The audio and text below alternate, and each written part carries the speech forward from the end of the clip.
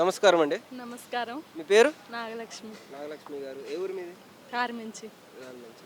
ఇప్పుడు ఏపీలో ఎలక్షన్స్ రాబోతున్నాయి కదా, ఏ పార్టీ వస్తే బాగుంటుంది అనుకుంటున్నారు మీరు? చంద్రబాబు నాయుడు వస్తే బాగుండు. టీడీపీ బాగా చేస్తాడు. అంటే ఇప్పుడు జగన్ గారు కూడా బాగా ప్రజలకి సంక్షేమం ఏదైతే చేయూత ఇస్తున్నారని చెప్పేసి అంటున్నారు, ప్రజలకు మంచి చేస్తున్నారు, ఇన్ని సంవత్సరాలు లేనిది ఇప్పుడు ఉంది అని చెప్పేసి వాళ్ళు అభిప్రాయం చెప్తున్నారు. అది ఎంతవరకు వాస్తవం అంటారు? అంటే దానివల్ల ఉపయోగం ఉందా లేదంటారా? లేదు లేదు లేదు అంతే. అది చంద్రబాబు చంద్రబాబు అంటే ఎందుకు ఇష్టం మీకు? ఇష్టం, అంతే. మంచి చేస్తాడు. వచ్చినప్పుడు అంతా బాగుంది, ఇప్పుడు జగన్ వచ్చినప్పుడు అసలు ఏమీ బాగాలేదు.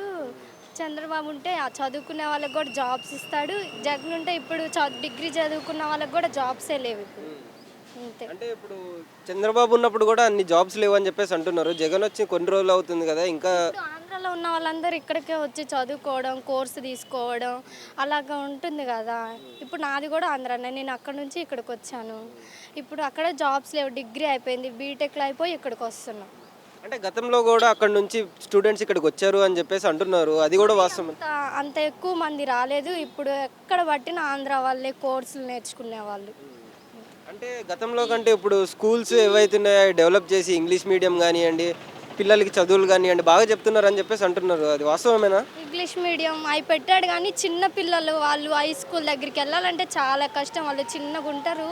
వాళ్ళు థర్డ్ క్లాస్ నుంచి హై స్కూల్ వేసాడు, అది చాలా తప్పు అనిపిస్తుంది.